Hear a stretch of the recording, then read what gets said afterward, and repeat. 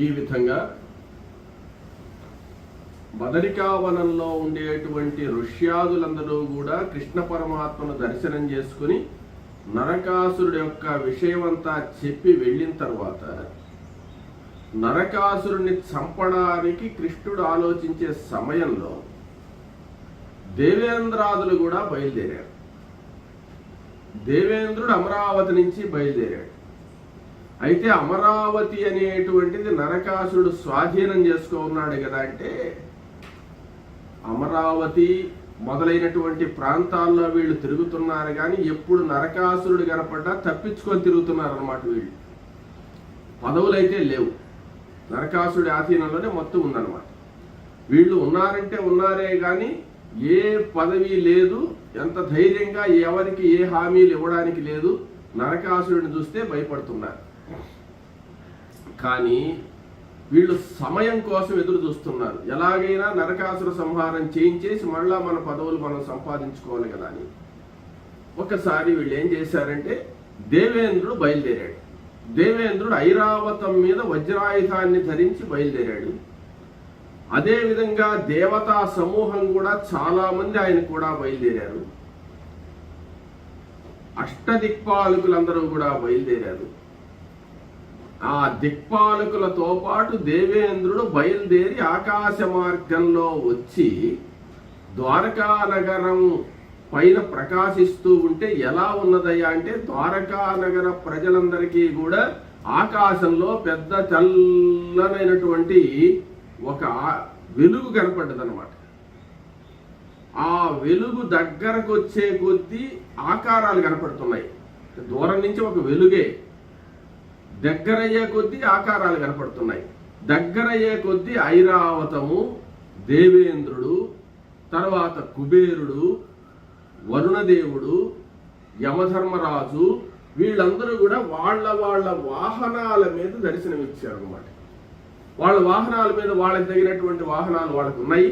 వాళ్ళ వాహనాల మీద అందరూ కూడా బయలుదేరి వచ్చి ద్వారకా నగరం దగ్గర దిగారు.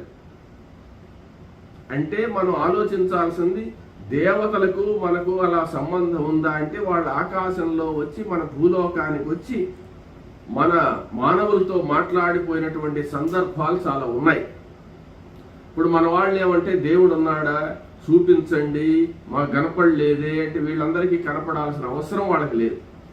కాబట్టి ఈ దేవతా సమూహం అంతా కూడా ద్వారకా నగరంలో దిగగానే ఆ ద్వారకా నగరంలో ఆ ప్రధాన ద్వారం దగ్గర నుంచి వాళ్ళు లోపలికి వస్తూ ఉంటే కృష్ణ పరమాత్మకు ఈ విషయం తెలిసి వెంటనే కృష్ణుడు కూడా సుధర్మ సభ నుంచి బయలుదేరి నేరుగా ఎదురొచ్చాడనమాట. ఎదురొచ్చి ఈ దేవేంద్రాదులందరినీ కూడా సగౌరవంగా ఆహ్వానం చెప్పి లోపలికి తీసుకెళ్ళాడు. లోపలికి తీసుకెళ్లిన తర్వాత దేవేంద్రుడు, యమధర్మరాజు, వరుణదేవుడు, కుబేరుడు ఇక మొదలైనటువంటి ఆ దేవతా సమూహాలందరూ కూడా ఆ సుధర్మ సభలో ప్రవేశించారు. అప్పుడు కృష్ణుడు అంటున్నాడు, దేవేంద్ర, నీ సభలోకి నువ్వే ప్రవేశించావయ్యా, ఇది దేవలోకంలో ఉండే నీ సభేను అని చెప్తున్నాడు. అవునని చెప్పి అప్పుడు దేవేంద్రుడు కృష్ణ పరమాత్మను కౌగిలించుకున్నాడు. అదేవిధంగా బలరాముణ్ణి కౌగిలించుకున్నాడు. తర్వాత వసుదేవుడు మొదలైనటువంటి వాళ్ళందరినీ కూడా కౌగిలించుకుని తర్వాత కొంతమందిని ఆశీర్వదించాల్సినటువంటి వాళ్ళని ఆశీర్వదించి వాళ్ళను ఎలా గౌరవించాలో అలా ఆ దగ్గరకు తీసుకుని వాళ్ళందరినీ బంధువులుగా కలుపుకొని దేవేంద్రుడు వాళ్ళందరితో మాట్లాడుతున్నాడు. అంటే మామూలుగా దేవేంద్రుడి దగ్గరకు పోతే దేవేంద్రుడితో మాట్లాడడం చాలా కష్టం. ఇప్పుడు సమయం సందర్భం ఎలా ఉన్నదయ్యా అంటే కృష్ణుడి వల్లే వీళ్ళకి అన్ని పనులు కావాలన్నమాట. కృష్ణుడి వల్లే ఈ యొక్క నరకాసుర వధ కావాలి. దేవతలను కూడా జయించే శక్తి నరకుడికి ఉంది, కానీ నరకుడిని జయించేటువంటి శక్తి కృష్ణుడికి ఉందన్నమాట. కృష్ణుడికి ఉన్నప్పుడు కృష్ణుడి యొక్క ప్రాణం అంతా యాదవులు అన్నమాట. కాబట్టి ప్రతి యాదవులను కూడా అక్కడ అంధక భోజులు యాదవులు అందరూ ఉన్నారు కదా, అందరినీ పరిచయం చేసుకొని దేవేంద్రుడు మాట్లాడుతున్నట్ట. ఎంత ఆనందం చూడండి. అంటే కృష్ణ పరమాత్మను నమ్మినటువంటి వాళ్లకు దేవేంద్రుడు కూడా వచ్చి మర్యాదలు చేస్తాడనేది ఇక్కడ విషయం అన్నమాట. అంటే 3 లోకాలు కూడా ఆ స్వాధీనమైనటువంటి దేవేంద్రుడు కూడా వీళ్ళను పొగుడుతున్నాడంటే, వాళ్ళకి దర్శనం ఇస్తున్నాడంటే వీళ్ళు ఎంత భాగ్యవంతులో చూడండి. అది కృష్ణ పరమాత్మ యొక్క శక్తి. వాళ్ళు అదే అనుకుంటున్నారు. దేవేంద్రుడు వచ్చి మనతో సంప్రదిస్తున్నాడు, మనతో మాట్లాడుతున్నాడంటే మన పరమాత్మ అయినటువంటి కృష్ణుడు మన దగ్గర ఉండబట్టి కదా అని వీళ్ళు అనుకుంటున్నారు. అలా అందరినీ పరిచయం చేసుకొని మాట్లాడారు. కొరవ దిక్పాలకులు కూడా వీళ్ళందరితో మాట్లాడారు. ఏ పని మీద వచ్చారు, ఎందుకు వచ్చారు అనేది వీళ్ళు ఏం అడుగుతారు, ఇంకా దేవతలను అడగలేకున్నారు. అప్పుడు శ్రీకృష్ణ పరమాత్మ ఆ సభా మండప మధ్యంలో దేవేంద్రుడిని అర్ఘ్యపాద్యాది విధుల పూజించాట. అదేవిధంగా దిక్పాలకులందరినీ పూజించిన తర్వాత వాళ్ళందరికీ సరి అయినటువంటి పద్ధతిలో ఆహ్వానం పలికి అర్ఘ్యపాద్యాది విధుల పూజించి వాళ్ళను ఉచితాసనాసీనులు చేశారు. తర్వాత కృష్ణ పరమాత్మ కూడా వాళ్ళ అనుమతితో ఉచితాసనం మీద కూర్చున్నాడు. కూర్చున్న తర్వాత అసలు మీరందరూ కూడా దేవతా సమూహాలన్నీ కూడా ఇక్కడికి వచ్చారు కదా, ఏ పని మీద వచ్చారు? బంధుత్వంగా వచ్చారా, లేకపోతే విశేషమైన కారణం ఏమన్నా ఉందా అని చెప్పి కృష్ణ పరమాత్మ అడిగితే అప్పుడు దేవేంద్రుడు చిరునవ్వు నవ్వుతూ, కృష్ణ నీవు అలా ప్రశ్నిస్తావే గాని నీకు తెలియని విషయం ఏమున్నదయ్యా, కానీ నా చేత చెప్పించాలని చెప్పి నువ్వు అడుగుతున్నావు. నరకాసురుడి బాధ తట్టుకోలేకుండా నరకాసురుడు పరమ దుర్మార్గుడైపోయి ఉన్నాడు. దేవేంద్ర పదవిని కూడా పొందాలని చెప్పి ఆశతో అమరావతి మీదకి దండయాత్ర చేశాడు. అమరావతి మీదకి దండయాత్ర చేసినా నేనేం బాధపడను, నా పదవి పోయినా నేనేం బాధపడను. కానీ నువ్వు కూడా బాధపడే ఒక్క విషయం ఉంది కృష్ణ. మా తల్లి యొక్క కుండలాలు, వాటిని తాకే హక్కు కూడా లేదు నరకాసురుడికి. అటువంటి కుండలాలను అపహరించాడు. అటువంటి మహాత్మ్యం కలిగినటువంటి గొప్పమైనటువంటి కుండలాలు ఇంకా 3 లోకాల్లో ఎవరికీ లేవు. అటువంటి కుండలాలను మా తల్లి ధరించుంటే ఆమె యొక్క కర్ణాభరణాలను అపహరించినటువంటి దుర్మార్గుడు నరకుడు. అంటే కుండలాలు ఎత్తుకోపోయినాడని కాదు, నేను ఉండగానే మా తల్లి యొక్క కుండలాలు ఎత్తుకోకపోతే వాడిని ఏం చేయలేని అసమర్థుడైపోయినాను నేను. అది నాకు బాధ. కాబట్టి వాడి సంహారం చేసి మా తల్లి కుండలాలు మళ్ళీ నా తల్లికి సమర్పించిన దాకా నాకు నిద్ర పట్టదు. త్రిలోకాధిపతిగా ఉన్నటువంటి నేను తల్లి యొక్క కుండలాలు ఒకడు అపహరిస్తే మళ్ళీ తల్లి యొక్క కుండలాలు తెచ్చి లేకపోతే ఇక నా ఇంద్ర పదవి దేనికి, నా యొక్క ఐశ్వర్యం దేనికి, నా యొక్క దేవత్వం దేనికి? అతనికి బ్రహ్మదేవుడు వరాలు ఇచ్చున్నాడయ్యా.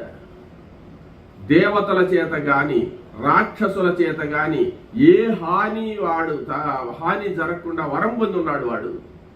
కాబట్టి విజృంభించినటువంటి వాడు ఇటువంటి పనులు చేశాడు. ఇక నేను ఏం చేయలేకపోయినాను వాడిని.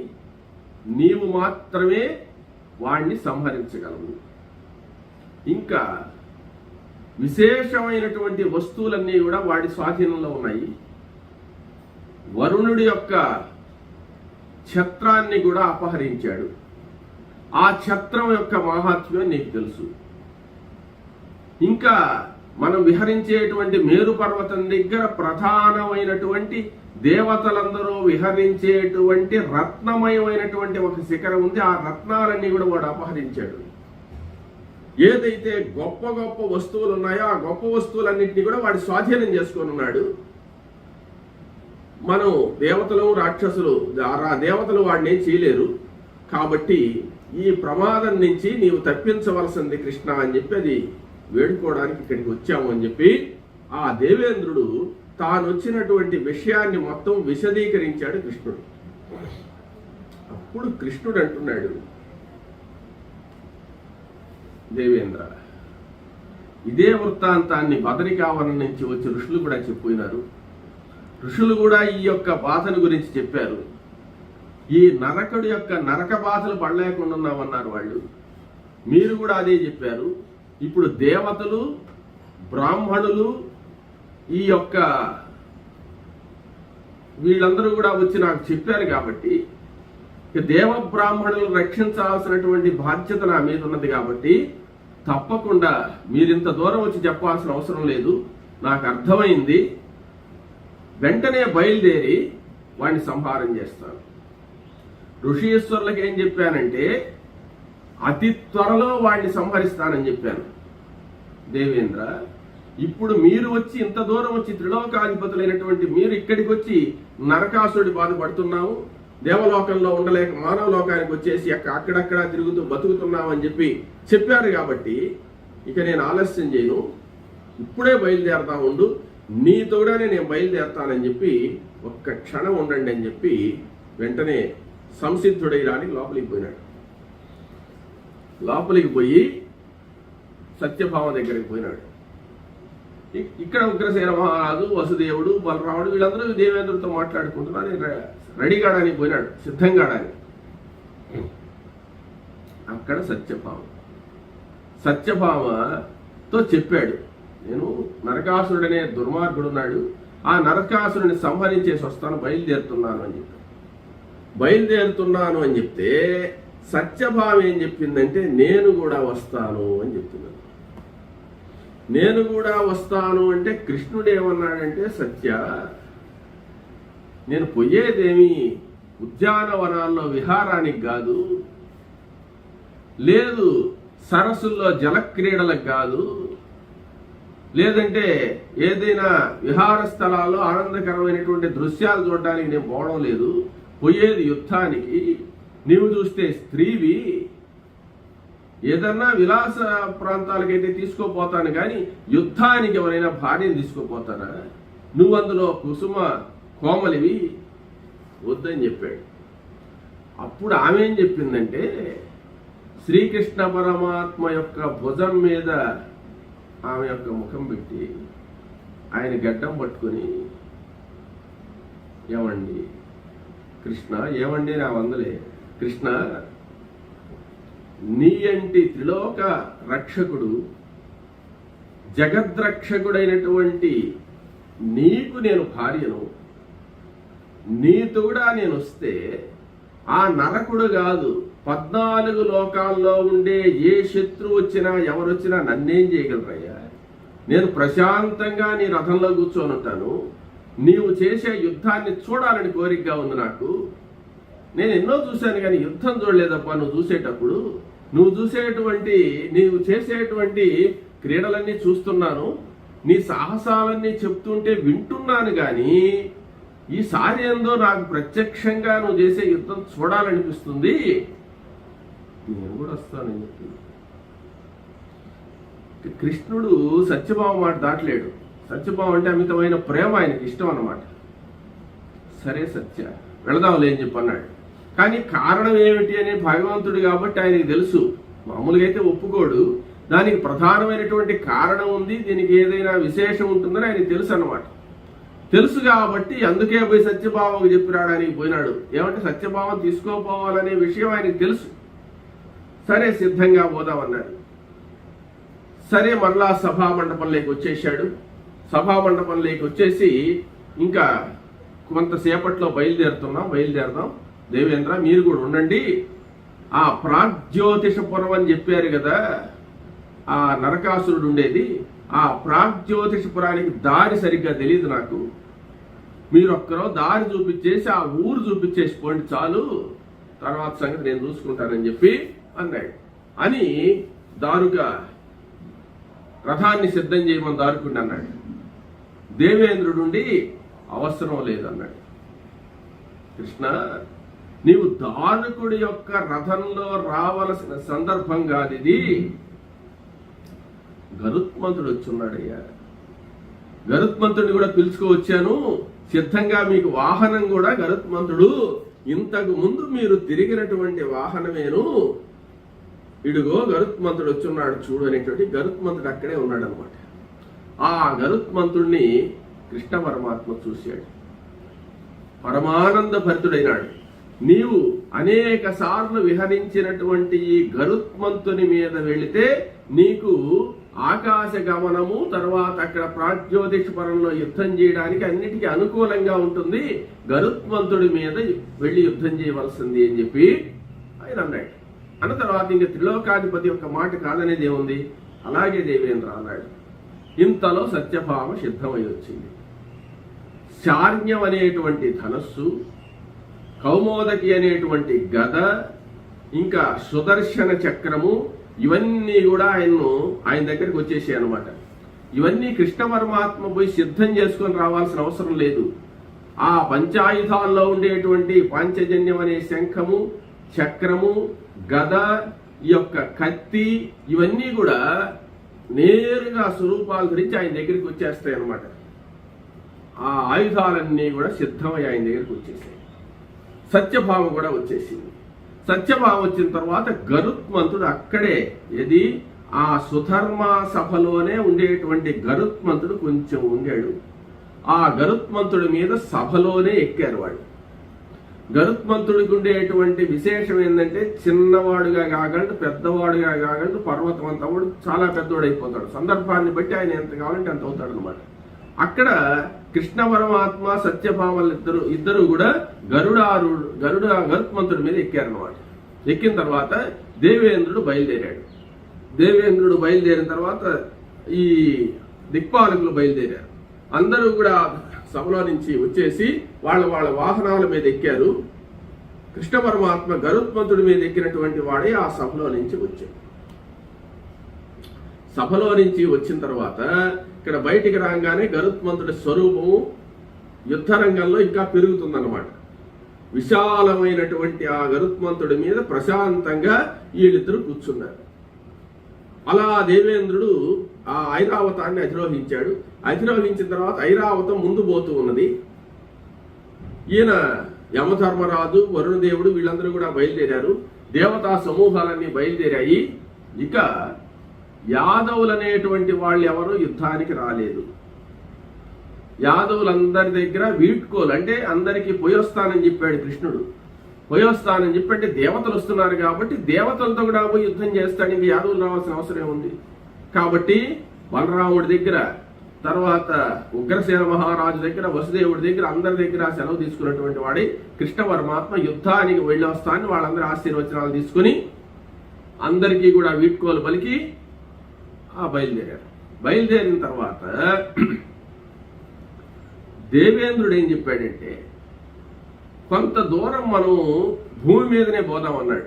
ఇప్పుడు ఆ గరుత్మంతుడు ఆకాశంలో ఎగిరిపోతాడు కదా, అటొద్దు, ఐరావతము, గరుత్మంతుడు, ఈ యొక్క వాహనాలన్నీ కూడా భూమి మీదనే చాలా దూరం పోవాలన్నాడు. తర్వాత భూమి మీదనే చాలా దూరం ప్రయాణించాడు. ప్రయాణించిన తర్వాత ఇంకా ఆకాశంలోకి ఎగరదామన్నారు. అవి అక్కడి నుంచి అన్ని కూడా ఐరావతం ఆకాశంలోకి ఎగిరింది. అన్ని వాహనాలు ఆకాశంలో ఎగిరి దేవతా సమూహాలన్నీ కూడా ఆకాశ మార్గంలో వచ్చాయి. ఆకాశ మార్గంలో వచ్చేసి ప్రాగ్జ్యోతిషపురం దగ్గరకు వచ్చి అదుగో నరకాసురుడి ఇల్లని చూపించారనమాట. చూపించేసి, కృష్ణ మేము ఉండడం అంత మంచిది కాదు అంటే, ఇంతకుముందు బాగా దెబ్బలు తిని ఉన్నారనమాట. అదే నరకాసురుడు ఉండేది ప్రాగ్జ్యోతిషపురము, మేము వెళ్ళొస్తామని శ్రీకృష్ణ పరమాత్మ అందరికీ వీడ్కోలు పలికాడు. మీరు ఊరు యుద్ధం చేయొద్దు, మీరు వెళ్ళిపోండి, నేను చూసుకుంటాను, నేను ఒక్కడే నరకాసురుడు యొక్క విషయం చూస్తానని చెప్పి అన్నాడు. అని ఆ గరుత్మంతుడి మీద పైన ఎక్కడో ఆకాశంలో వచ్చారన్నమాట వాళ్ళు. ఈ ప్రాగ్జ్యోతిషపురంలో ఉండేటువంటి వాళ్ళు కళ్ళెత్తి పైకి చూస్తే కూడా కనపడరు వాళ్ళు. అంటే మనం ఆకాశంలో చూస్తే విమానాలు కనపడుతుంటాయి, ఇంకా పైన పోయే విమానాలు చిన్నవి కనపడతాయి కానీ అసలు కనపడవు కదా. అంత స్థాయిలో వచ్చారు దేవతలు ఎత్తులో. వాళ్ళందరూ వెళ్ళిపోయినారు. వెళ్ళిపోయిన తర్వాత గరుత్మంతుడు ఒక్కడే దిగుతున్నాడు కిందకి. ఆ గరుత్మంతుడు నేరుగా వచ్చి ప్రాగ్జ్యోతిషపురం అనేటువంటిది ఎలా ఉంటుంది అంటే, దాంట్లో అనేకమైన దుర్గాలు ఉంటాయి. గిరిదుర్గము, జలదుర్గము, వనదుర్గము రకాలు ఉన్నాయి. గిరిదుర్గం అంటే చుట్టూ కొండలు ఉండడం, జలదుర్గం అంటే చుట్టూ నీళ్లు ఉండడం, వనదుర్గం అంటే చుట్టూ అడవి ఉండడం అన్నమాట. ఇట్లా అన్ని దుర్గాలు ఉన్నాయి దానికి. అన్ని జాగ్రత్తలు తీసుకోవడం బట్టే నరకాసుడు అక్కడ ఉన్నాడు అనమాట. నేరుగా వచ్చి ఆ కోటకు దూరంగా దిగాడు ఆయన గరుత్మంతుడి మీద దిగి అక్కడి నుంచి చూశాడు. చూస్తే ఆ కోట బాగా పటిష్టంగా ఉందన్నమాట. పటిష్టంగా ఉంది. ఆ కోట దగ్గర ఏమంటే మురుడు అనేటువంటి ఒక రాక్షసుడు ఉన్నాడు. ఆ మురుడు అనేటువంటి రాక్షసుడు చాలా బలపరాక్రమవంతుడు అనమాట. ఆ ప్రాగ్జ్యోతిషపురాన్ని మొత్తం ఆయన రక్షణలో ఉంది. మననే చెప్పాం ఏమయ్యా అంటే ఆ నరకాసురుడు పరిపాలనలో మురుడు, హయగ్రీవుడు, నిశుంభుడు మొదలైనటువంటి రాక్షసులు ఉన్నారు. పంచజనుడు మొదలైన వాళ్ళు నలుగురు 4 వైపులా ఉన్నారు. అనేక వందల మంది, వేల మంది, లక్షల మంది స్త్రీలందరూ కూడా అపహరించి తెచ్చున్నాడు, లోపల పెట్టుకోన్నాడు. ఇక బయట నుంచి ఎటువంటి అంటే నరకాసుడికి దాదాపుగా అందరూ శత్రువులే. ఏ శత్రువు అయినా ఈ ప్రాగ్జ్యోతిషపురాన్ని ఆక్రమించవచ్చు. అందువల్ల 4 వైపులా పటిష్టమైనటువంటి రక్షణ ఉంది. ఈయన తూర్పు వైపు నుంచి దిగాడు. గరుడ వాహనారూఢుడే. అక్కడ మురుడనేటువంటి రాక్షసుడు ప్రత్యేకమైన వ్యక్తి. ఆయన మహాబల పరాక్రమ సంపన్నుడు, మాయా మంత్రాలు తెలిసినటువంటి వాడు. ఈయన ఏం చేసి ఉన్నాడంటే కోట గోడ అంతా కూడా అంటే 4 వైపులా 4 ఉన్నారు. కానీ కోట గోడను ఏ విధమైనటువంటి విధంగానైనా సరే వీళ్ళు జయించవచ్చు అని చెప్పి చుట్టూ పాశాలతో కట్టేసి ఉన్నాడు అనమాట. పాశాలు, ఆ పాశాలు అనేటువంటి మంత్రంతో ఏర్పడేటువంటి పాశాలు అవి. వాటిని ఎవరు తెగ్గొట్టలేదు. అవి చూస్తే మన మోకులు మాదిరి పెద్ద తాళ్ళు మాదిరి తాళ్ళతో కట్టేసినట్టు అనమాట. ఆ పాశాలు కనపడుతున్నాయి. గరుత్మంతుడి మీద నుంచి కృష్ణుడు చూశాడు. కృష్ణుడు చూస్తే ఆ వలయం అంటే పాశాలంటే ఎట్లుంటాయంటే కోటనంతా కూడా తాళ్లతో కట్టేస్తే ఎవడైనా నింపేస్తారు వాటిని. అట్టే కాదు, కోట చుట్టూ ఒక వలయం తిరుగుతూ ఉందన్నమాట. పాశాలు రౌండ్గా. అది కాలపాశం అని, యమపాశం అని, వరుణ పాశం అని ఇట్లుంటాయి అన్నమాట. ఆ పాశం తిరుగుతూ ఉంటే ఆ పాశం తిరిగేటువంటి పరిధిలోకి ఎవరు రాలేదు. చూశాడు, కృష్ణుడికి కనపడ్డది. ఈ పాశాలను ఎట్ట చేయాలి? ఈ పాశాలను ఎవరు దంచలేరు. ఏ ఆయుధాలు ప్రయోగించినా అవి తెగవన్నమాట. అవి మంత్రంతో ఏర్పడ్డవి కాబట్టి చుట్టూ రౌండ్గా తిరుగుతూ ఉన్నాయి ఆ పాశాలు. ఆ వలయాన్ని ఛేదించి లోపలికి పోవాలి. ఇప్పుడు కృష్ణ పరమాత్మ చూశాడు, ఓహో ఈ పాశాలను వీడు ప్రయోగించున్నాడు కదా అని చెప్పి శార్ణ్యం అనే ధనస్సు తీసుకున్నాడు. శార్య ధనస్సు తీసుకుని ఒక తీవ్రమైనటువంటి బాణాన్ని ఎక్కుపెట్టి అభిమంత్రించి వదిలాడు. అభిమంత్రించి వదిలితే ఆ పాశాలకు తగిలిందనుకో బాణం, పెద్ద మంట వస్తుందే గాని బాణాలు వృధా పోతాయి కానీ పాశమేం కాదనమాట. అది కృష్ణుడికి తెలుసు. అందువల్ల వాటిని తగిలి వెనక్కి వచ్చేటువంటి బాణాలు కాకుండా వాటిని ఛేదించగలిసినటువంటి మంత్రశక్తి కృష్ణుడికి ఉంది కాబట్టి వాటిని ఛేదించేటువంటి మంత్రాలు అభిమంత్రించినటువంటి బాణాన్ని ప్రయోగించాడు. ఎప్పుడైతే ఆ అభిమంత్రించినటువంటి బాణం వచ్చిందో నేరుగా అస్త్రం అక్కడికి రాగానే ఆ పాశాలను తగలంగానే పాశాలు తెగిపోయినాయి అన్నమాట. పాశాలు ఊడిపోయినాయి. ఇక కోట గోడలోకి పోవడానికి మనకి ఇబ్బంది లేదు అని చెప్పి అనంగానే పాశాలు ఎప్పుడైతే తెగిపోయినాయో బంగారు రథం మీద వచ్చేసాడు మురుడు. అంటే ఆయన నిద్రపోతున్నా పాశాలు ఉన్నాయి కాబట్టి భయం లేదులేని పండుకున్నాడు. ఆ పాశాలు తెగిపోయేటోటికి ఎవరు రా అని చెప్పి వచ్చాడు అనమాట. వచ్చేటోటికి పర్వతాకారుడు అనమాట, చిన్నగా లేడు మురాసురుడు. ఆ మురాసురుడు క్రోధ తామ్రాక్షుడైపోయి నేను రక్షణ కవచంగా పెట్టినటువంటి పాశాలని తెగ్గొట్టినటువంటి నీ యొక్క కంఠాన్ని ఈ క్షణంలో తెగ్గొడతా చూడని చెప్పి బాణ వర్షం కురిపించేశాడు కృష్ణుడి మీద.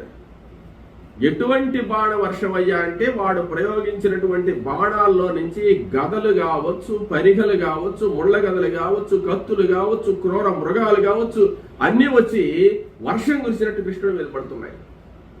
అప్పుడు ఆ కృష్ణ పరమాత్మ ఒక దివ్యాస్త్రాన్ని తీసుకున్నటువంటి వాడు చేసేటువంటి ఆ మాయా యుద్ధాన్నంతా కూడా ధ్వంసం చేస్తూ ఒక దివ్యాస్త్రం ప్రయోగించాడు.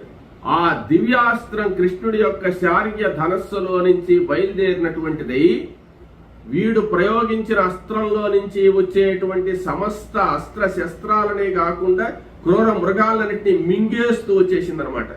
మింగేస్తూ నేరుగా ఆ యొక్క మురుడి దగ్గరకు వచ్చి మురుడి యొక్క కంఠాన్ని దగ్గొట్టేసి వాడి కంఠం భయంకరంగా పడిపోయింది, వాడి మొండెం ఒకవైపు పడిపోయింది. అప్పుడు కృష్ణ పరమాత్మ లోనికి ప్రవేశించాలనుకుంటున్నాడు. వెంటనే ఈ ప్రయత్నం ఎప్పుడైతే చేస్తున్నాడో వాడి యొక్క కంఠం ఎప్పుడైతే తెగి పడిపోయిందో వెంటనే కృష్ణ పరమాత్మ పాంచజన్యం తీసుకొని పూరించాడు అనమాట. ఇంక యుద్ధం మొదలన్నమాట. పాంచజన్యాన్ని ఎప్పుడైతే పూరించాడో వెంటనే నిశుందుడు అనేటువంటి ఒక రాక్షసుడు ఉన్నాడు, భయంకరమైన తపస్సు సంపన్నుడు. కొన్ని లక్షల మంది దేవతలు వచ్చినా వాడిని ఏం చేయలేరు. అటువంటి వాడు వచ్చేసాడు అక్కడ. అటువంటి వాడు వచ్చి ఆ నిశుందుడు ఆ గదాదండాన్ని తీసుకుని రథం మీద వచ్చాడు. రథం మీద వచ్చేటువంటి ఆ యొక్క ఫస్ట్ మొట్టమొదట బాణవర్షం కురిపిస్తూ వచ్చాడు. కృష్ణ పరమాత్మ వాడి బాణాలు ధనుసులని కొట్టేశాడు. గదాదండంతో వచ్చాడు. గదాదండం తీసుకున్నా గాని ఆడి యొక్క సారథిని రథాలను అన్నిటినీ ముక్కలు ముక్కలు చేసేసాడు ఈయన. అప్పుడు గదను తీసుకుని ప్రయోగించాడు, ఇసిరి కొట్టాడు. ఆ గద తన దగ్గరికి వచ్చే లోపల ఆ గదను కూడా ముక్కలు చేశాడు కృష్ణుడు శార్య ధనస్సులో నుంచి వదిలిన బాణాలతో. అప్పుడు వాడు ఏం చేశాడంటే ఈ సందులో కృష్ణుడు గమనించే లోపల ఇట్టగాదని చెప్పి ఒక కత్తిని తీసుకున్నటువంటి వాడి ఆ కత్తిని సత్యభామ మీద ప్రయోగించాడు, కృష్ణుడి మీద కాకుండా. ఆ కత్తి వచ్చి ఈ సత్యభామ యొక్క భుజం మీద తగిలింది. భుజం మీద తగిలేటి తెగిందనమాట. భుజం తెగి రక్తం గారింది. ఎప్పుడైతే సత్యభామకు రక్తం గారడం కన్నులతో చూశాడో కృష్ణుడు క్రోధ తామ్రాక్షుడైపోయి ఒక బాణాన్ని ప్రయోగించాడు. ఆ బాణం అనేటువంటిది ఎలా ఉంది అంటే నేరుగా వచ్చి ఆ నిశుందుడి యొక్క చేతులు నరికేసింది. చేతులు నరికేసి కంఠాన్ని కూడా నరికేసింది. కంఠం కూడా ముక్కలు ముక్కలు అయిపోయింది అనమాట. అంటే ఆ నిశుందుడు సత్యభామను కొట్టాడనే కోపంతో క్షణకాలంలో వాడు చంపేశాడు అనమాట. వాడు అయిపోగానే ఆ నిశుందుడు ఎప్పుడైతే పడిపోయినాడో హయగ్రీవుడు అనేవాడు వచ్చేసాడు. ఈ హయగ్రీవుడు అంటే లక్ష్మీ హయగ్రీవుడు, లక్ష్మీ అవతారం విష్ణుమూర్తి కాదు, హయగ్రీవుడు అనే రాక్షసుడు అనమాట. వచ్చి భయంకరంగా యుద్ధం చేశాడు. సత్యభామ యొక్క రక్తం చూసిన తర్వాత ఎంత కోపంలో ఉన్నాడంటే కృష్ణుడు, హయగ్రీవుడు వచ్చిందే తెలుసు వాడికి, బాణం ఎక్కువ పెట్టేలా వాడు తల నరికేశాడు అనమాట. ఆ హయగ్రీవుడు కూడా పడిపోయినాడు. హయగ్రీవుడు పడిపోగానే అఘోరుడు, విరూపాక్షుడు, ప్రాపణుడు, పంచజనుడు అనేటువంటి వాళ్ళు భయంకరమైన రాక్షసులు 4 మంది వచ్చేసారు. ఆ నలుగురు 4 పర్వతాలు. ఎక్కడ జరుగుతుంది యుద్ధము? ప్రాగ్జ్యోతిషపురంలో ప్రధానమైనటువంటి కోట ద్వారానికి బయటే జరుగుతుంది. కోటలోకి పోలే, ఇంకా కోట బయటే జరుగుతుంది అన్నమాట. ఈ నలుగురు అఘోరుడు, విరూపాక్షుడు, ప్రాపణుడు, పంచజనుడు అనేటువంటి వాళ్ళు అందరూ మోకమ్మడిగా కృష్ణుడి మీద బాణవర్షం కురిపిస్తున్నారు. గరుత్మంతుడి మీదనే ఉన్నాడు కృష్ణుడు. ఇంకే అవ్వరు లేరు కృష్ణుడితో. సత్యభామ కృష్ణులే ఉన్నారనమాట. ఆ బాణ వర్షాన్నంతా కూడా ఈయన తన యొక్క దివ్యాస్త్రాలతో అంతా కూడా ఆపుకుంటూ ఒక్క దెబ్బ కూడా తగలనీయకుండా యుద్ధం చేస్తున్నాడు. యుద్ధం చేస్తూ ఉంటే వీళ్ళు ఏం చేశారంటే, ఈ గరుత్మంతుడి వల్ల కదా వీళ్ళు ఇంత ధైర్యంగా చేస్తున్నాడని బాణ పరంపరలు గరుత్మంతుడి మీద ప్రయోగించారు.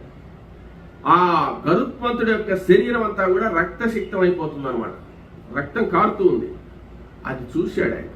అది చూసి క్రోధ తామ్రాక్షుడై ఆ అఘోరుణ్ణి, విరూపాక్షుణ్ణి, ప్రాపణుణ్ణి, పంచజనుణ్ణి భయంకరమైన బాణాలతో, ఆయన దగ్గర ఒక బాణం ఉంది, కత్తి అనేటువంటిది. కత్తి అంటే కత్తి కాదు, అది కత్తి వంటి బాణాలు అనమాట. వాటిని ప్రయోగించి వాళ్ళ శిరస్సులన్నీ ఖండించేశారు. వాళ్ళు కూడా ముక్కలు అయిపోయినారు. వాళ్ళు పడిపోగానే 84,000 మంది రాక్షసులు ఒక్క ఉమ్మడిగా కృష్ణుని చంపేయాలని వచ్చారు.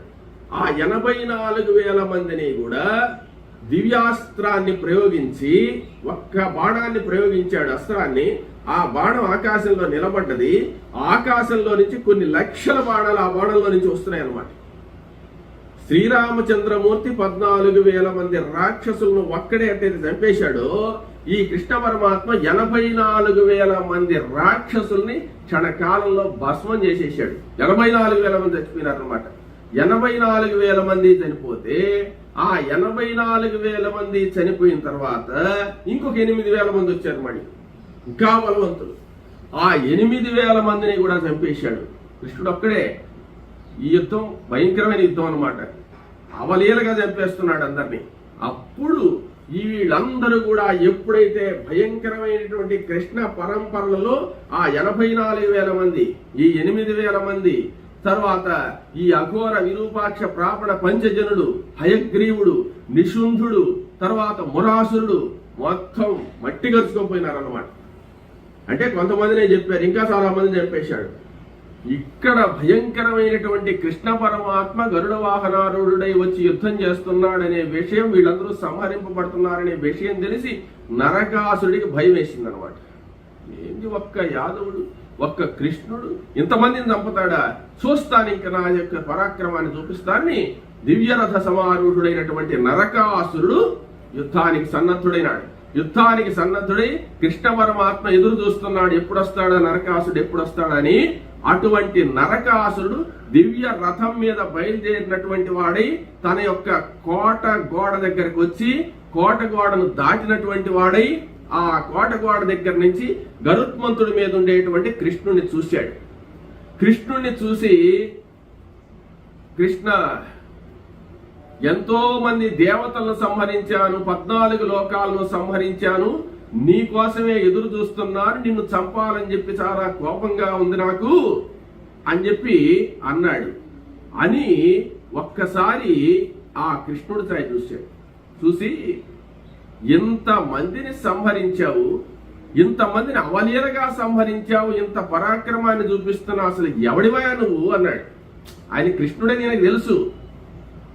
మనం అంటుళ్ళే మామూలుగా చాలా మందిని చంపేశావు, ఎవడురా నువ్వు అంటాం కదా, అట్లా ఎవడివిరా నువ్వు అన్నాడు. కృష్ణుడు అంటున్నాడు ఇంకా చమత్కారంగా, నేను కృష్ణుణ్ణి, ఈమె నా భార్య సత్యభామ, ఈయన గరుత్మంతుడు, మేమే చంపింది, మళ్ళీ ఎవడివిరా నువ్వు అంటున్నావే తెలియదా నీకు అన్నాడు. అప్పుడు ఒక వికటాట్టహాసం చేశాడు నరకాసుడు. వికటాట్టహాసం చేసి, కృష్ణ నాతో యుద్ధం చేసేటువంటి సమర్థత నీకు లేదు, మర్యాదగా నీ భార్య అందగత్తె వచ్చింది కదా, ఆ భార్యను నాకు ఒప్పగిచ్చేసి నీ పాటికి నువ్వు వెళ్ళిపో, నీ ప్రాణాన్ని కాపాడుకో, లేకపోతే నిన్ను నీ వాహనాన్ని సంహరించి నీ అందమైనటువంటి భార్యను నేను తీసుకెళ్లిపోతా. ఎన్నో వేల మంది, లక్షల మంది భార్యలందరూ కూడా నా దగ్గర వచ్చి సుఖాలు అనుభవిస్తున్నారు. అదే విధంగా ఈ నీ భార్యను కూడా నా స్వాధీనం చేసుకుంటాను, మర్యాదగా చెప్తున్నాను, యుద్ధం చేయకుండా వెళ్ళిపో, నీ ప్రాణాన్ని కాపాడుకో, లేదు నీ ప్రాణాన్ని పోంగొట్టుకుంటానయ్యా అంటే పోంగొట్టుకుంటావు, నీ భార్యను కూడా పోంగొట్టుకుంటావు. ఇంత అందాల రాశిని తీసుకుని ఎవరైనా యుద్ధానికి వస్తారా? అందాల రాశిని చూసి నేను గమ్మునుండగలనా?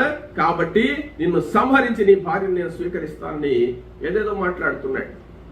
అప్పుడు కృష్ణుడు ఒక చిరునవ్వు నవ్వి, నరకాసుర, నీవు మాటలతో కాదయ్యా యుద్ధం చేసేది, ఒక్కసారి అలా చూడు, నీ కోట గోడ ముందు ఎలా ఉందో, రణరంగంలో ఎన్ని వేల మంది చనిపోయి ఎన్ని శవాలున్నాయో, ఈ యొక్క సముద్రం మాదిరి ఉండేటువంటి భయంకరమైనటువంటి రణరంగంలో మునిగి తేలేటువంటి తిమింగలాల మాదిరి ఉండేటువంటి నీ యొక్క శవాలు చూడు. ఈ రణరంగాన్ని చూసి కూడా నీకు జ్ఞానం కలగలేదా? ఎవ్వరూ నాకు తోడు రాలేదు, నేను ఒక్కడనే వచ్చి యుద్ధం చేస్తున్నాను, మర్యాదగా నీ ప్రాణాన్ని కాపాడుకునేదానికి ప్రయత్నం చేస్తావు, ప్రాణాన్ని పోంగొట్టుకునేదానికే ప్రయత్నం చేస్తావు, ఆలోచించుకో, మాటలు వద్దు, చేస్తే యుద్ధం చేయి, లేకపోతే ఓడిపోయినా ఒప్పుకో. అంటున్నాడు కృష్ణుడు. అప్పుడు నరకాసుడు అంటున్నాడు, 14 లోకాలను జయించినటువంటి నేను నీ దగ్గర ఓడిపోయినా నొప్పుకోవడం ఏందయ్యా?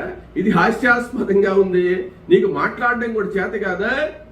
తెలివి గలవాడవైతే నాతో యుద్ధం చేయి అన్నాడు. అప్పుడు శ్రీకృష్ణ పరమాత్మ చిరునవ్వు నవ్వుతూ ఆ యొక్క నరకాసురుడితో ఇంకా ఏదో చెప్పి యుద్ధానికి సన్నద్ధుడవుతున్నాడు. ఈ నరకాసుర శ్రీకృష్ణుల యొక్క యుద్ధం జరుగుతుందో, నరకాసురుడికి సత్యభామకు యుద్ధం జరుగుతుందో, అది ఏం జరుగుతుందనే విషయాన్ని మనం రేపు తెలుసుకుందాం.